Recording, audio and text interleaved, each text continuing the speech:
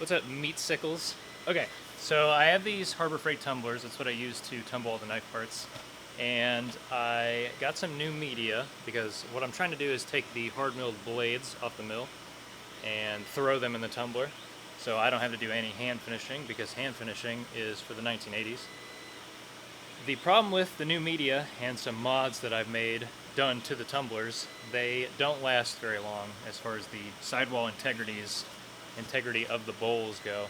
So if you can see here, that's a hole, but here's a real hole. See this in the shoulder here? There's light peeking through.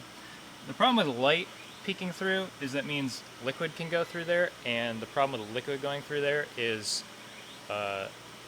it's not in the bowl anymore, so it basically floods all over the floor, which is not where you want your liquids to be, typically. So what I've been doing is basically plastic welding the bowl back together on a weekly or semi-weekly basis. In this video, we're going to patch this, and then we're going to throw it back in service. And then that'll be it. So let's go. The first step in any project that starts dirty is make the project clean. So we are going to clean this thing because it's covered in this ceramic dust from all the tumbling.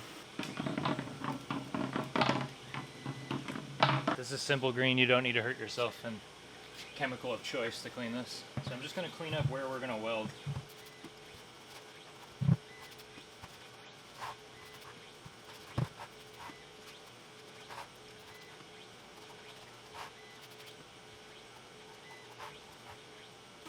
Something I did want to make note of is, see this light hole? Where is it? This one? Yeah, see in the back where my hand is flashing? So it's actually not punctured through. This is just the patch I made, and it's actually bored through enough to start showing the patch. So the plastic we're using is high density polyethylene, I think.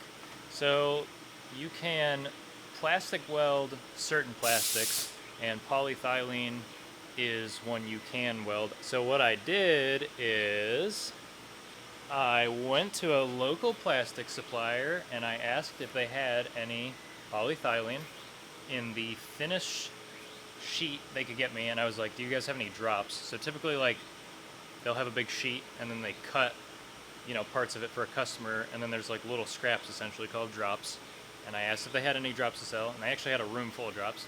So this is the label for what I have. So it'll say, this is high density natural plate, and I think high density just means like high density polyethylene. So this is the thinnest they had off the drops. Like, I didn't want to buy a whole sheet. So what I've been doing is jigsawing, or, you know, cutting strips however you can, but a jigsaw works the best. Cutting strips and then using a soldering iron to melt the strips together with the base plastic, and essentially it should be very close to the same strength as the original, as long as you get a good bond, a good weld if you will.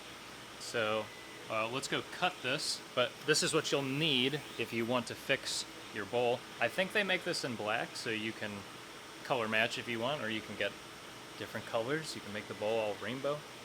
But yeah, let's go cut this up. And, you know, all the other stuff. This is a jigsaw. It uses a blade, and it goes up and down, and you guide it with your hand, and it cuts things. Finer the tooth, the better for plastics. This is just some Bosch blade out of some multi-pack, and this is just some cheap, you know, jigsaw that I use like once every year. So make sure you got your thing secured. Just have a big C-clamp, and then yeah, we're just going to cut strips, and that will be our welding rod. I have found that buying welding rod, like plastic welding rod, is actually kind of expensive, so this is way cheaper.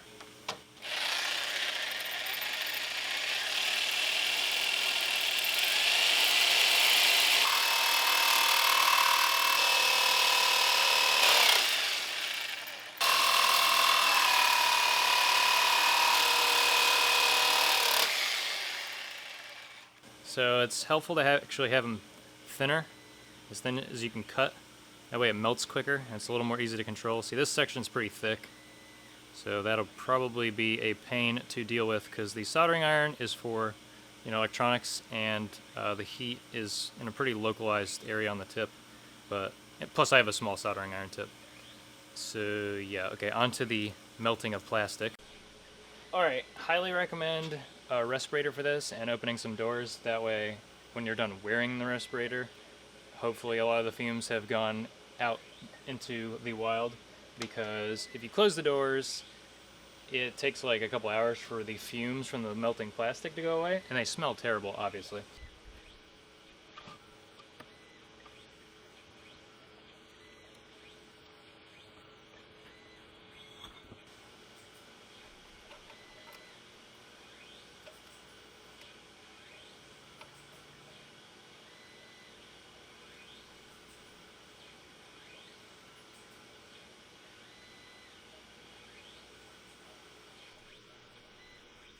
Alright, so it's pretty straightforward. I'm heating up the plastic and the bowl at the same time, or at least the best I can. Then I'm forcing the now hot melted plastic into the bowl so they become like homogeneous, and basically just do that as much as I can. This is a really not pretty affair, but it does work. A couple times I also heat the bowl up and basically puncture through there and then feed rod through there. That way there's like a real bond there. But you can kind of overdo it, which I did a little bit, and then you get these weird bumps on the inside. But for this application, I definitely don't care about bumps on the inside because they'll get knocked down anyways. So I've also tried epoxy and various other plastics. I tried RTV at once. So epoxies work for a little while, but the epoxy doesn't really stick to the polyethylene bowl that well, even if you use like the plastic epoxy that JB Weld makes. So just kind of keep that in mind. It gets destroyed like really quickly in this kind of wet, violent environment. So plastic welding seems to be the only way to tackle this issue. Or what you could do, which is what I have done, is buy a whole nother tumbler. But that's for a future video.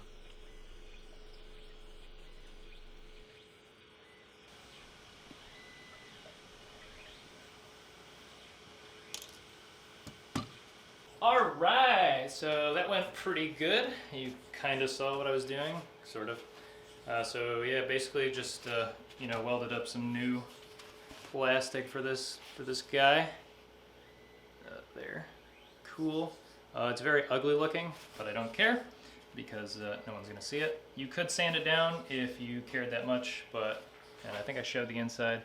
I accidentally punched through and left a bunch of lumps, but actually that might work in my favor. It might actually cause the media to hit the humps and then deflect, as opposed to wearing down those shoulders, but I don't know. So I'm gonna fill this up with media, and then, yeah, that'll basically be it. Sweet.